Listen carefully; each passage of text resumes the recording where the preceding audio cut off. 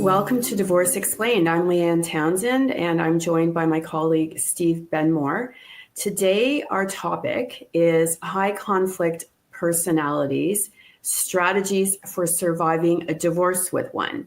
And this is a topic that is probably of great interest to a lot of people. It's certainly a situation that comes up a lot out there. Couples, who are going through divorce, one or both parties can be high conflict at times. And there definitely are certain strategies or ways of approaching it that can be more beneficial than other strategies or approaches. And I think, perhaps we should start by defining first, what is a high conflict personality?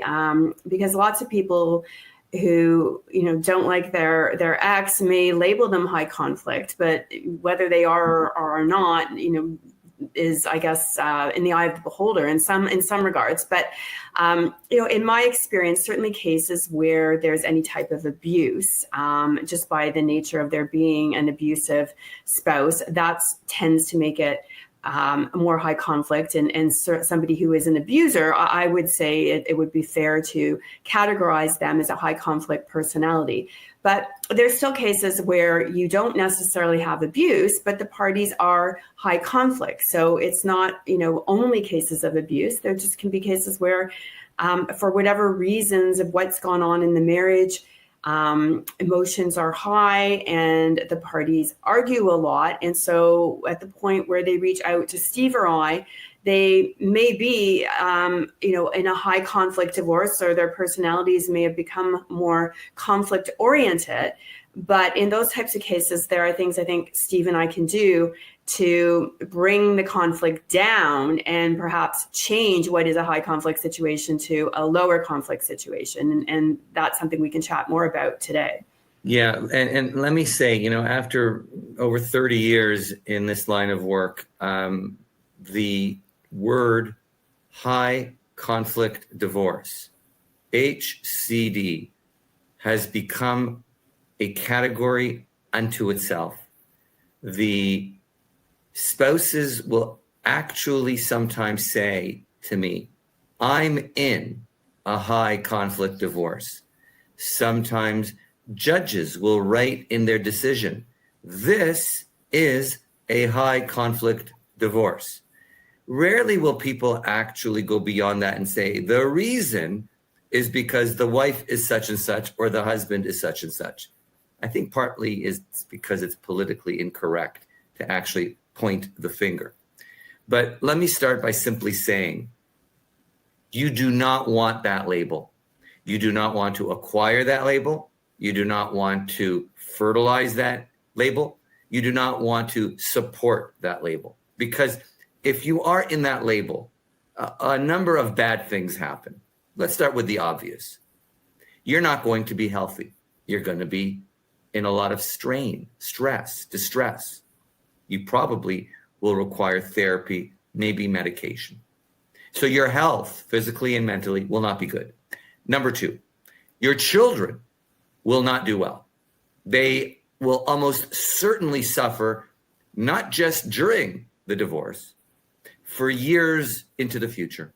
It is extremely unhealthy for children to experience their two loving parents go head to head in a high conflict divorce. Number three, many lawyers don't know how to deal with it. And they approach high conflict divorce as though it's World War III. And so one will hurl a salvo against the other, then the other person will send something back. And before you know it, this is an ongoing battle where bombs are being passed from one side to the other. And usually they are lining up different sides. People will line up one family against the other, one friend against the other. And the lawyers, like I said, many of them don't know really how to deal with it other than just maintain the fight. And so every time one sends a bomb over, the other one sends a bomb back. And then that leads me to the last point. All of this is extremely expensive. And it takes the family's wealth, whatever that is. And sometimes there's no wealth. Sometimes it's all debt. Sometimes the high conflict divorce is funded with debt. People will borrow money to pay lawyers to send the bombs back and forth and back and forth. And Leanne and I have been retained way too many times to comment about people that have come to us and said, I've just spent $150,000 and I haven't gotten anywhere in my divorce. Oh, by the way, it's a high conflict divorce. And so I just wanted to start by saying that if there is anything that you could say or do, or withdraw, or withhold, or forbear, do it, because you do not want a high conflict divorce for many reasons. And if you find that you are in it, I strongly recommend that you find a lawyer who will find a journey out of it, as opposed to an ongoing battle in it. And that is a skill set unto itself, because most people in a brawl do not know how to end the brawl.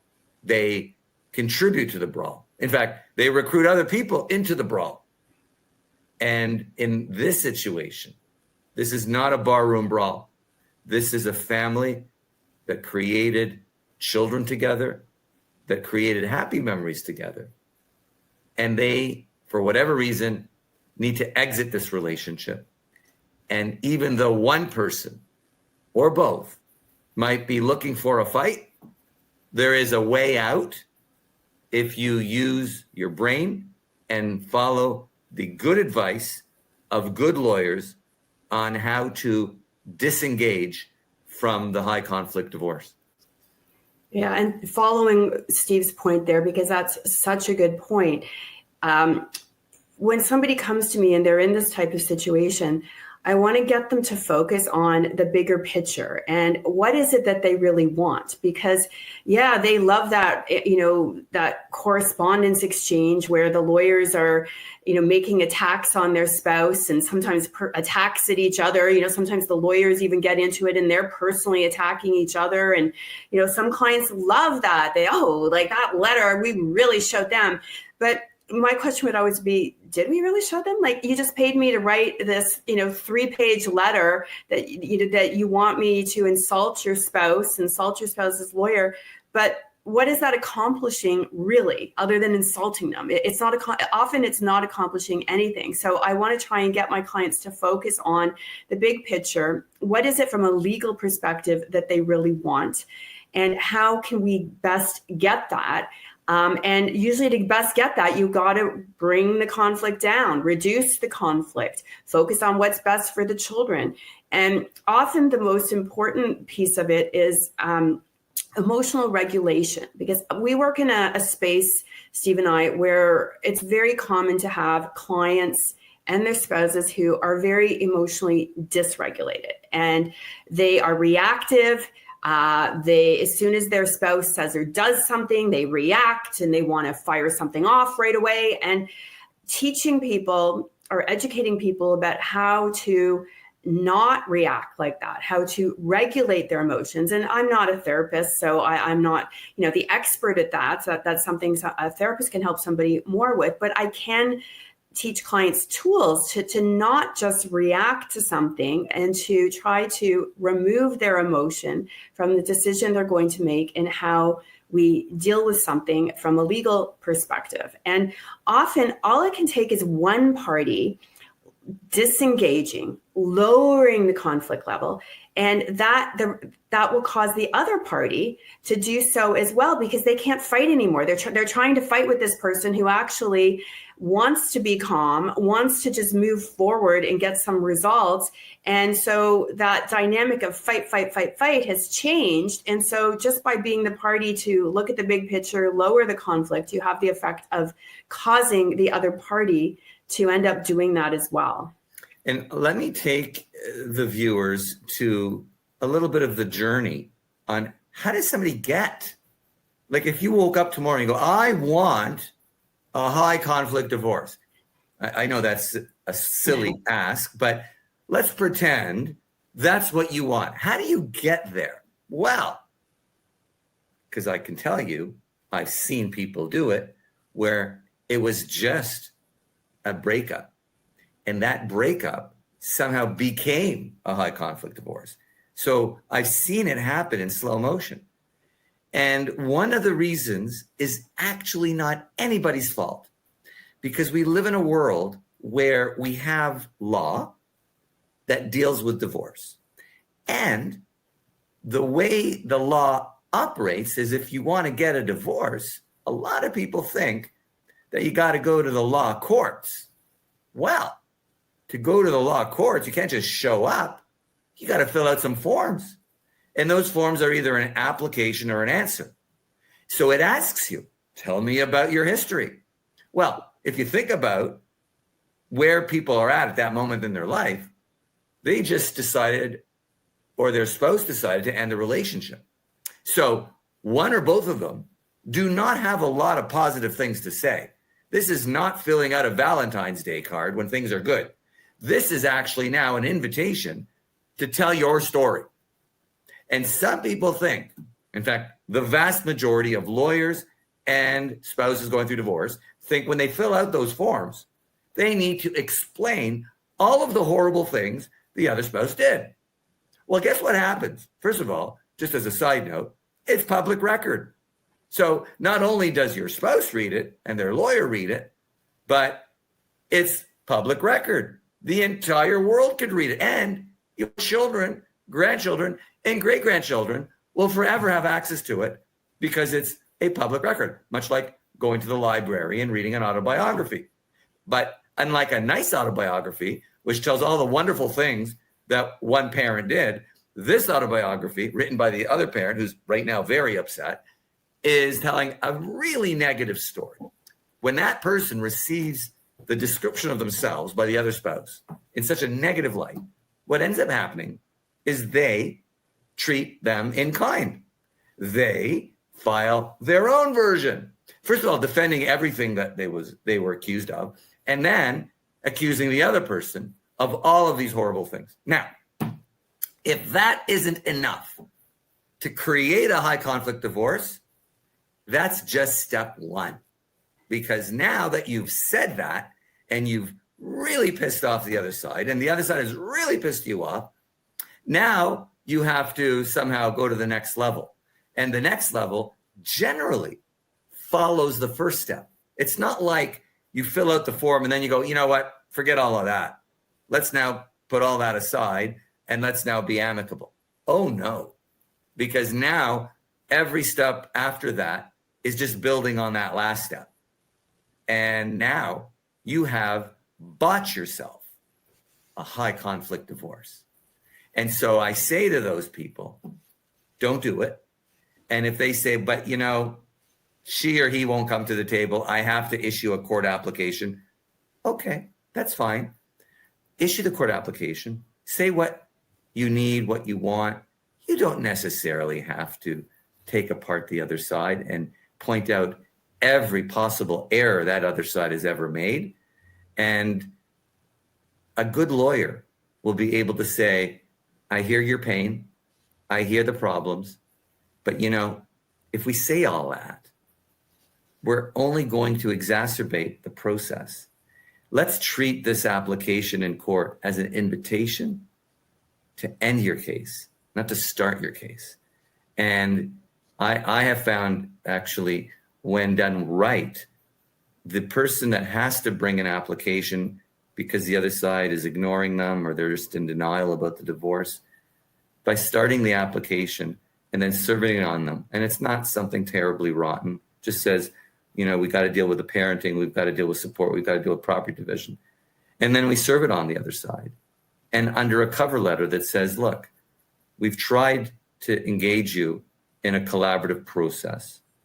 And thus far, we haven't heard back from you. So we've started this court application. We really don't want to do this. We really do not want to go to court.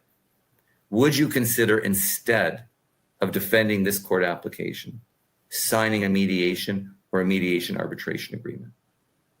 And most of the time they say yes, because the reason they were ignoring efforts to settle before is because they're in pain, because they don't want to deal with it. They weren't ready. And most divorces, the two spouses are at a different stage on the ladder. Some of them are really ready to split up, and the other one just wants to reconcile and doesn't want to talk about divorce. And that's understandable. That's human nature. But sometimes it requires the finesse of a smart divorce lawyer or coach to guide the process away from a high conflict divorce and towards an inexpensive, speedy, and quite frankly, cooperative divorce. Yes, and I completely echo that. When someone is in a high conflict divorce, it doesn't have to stay that way.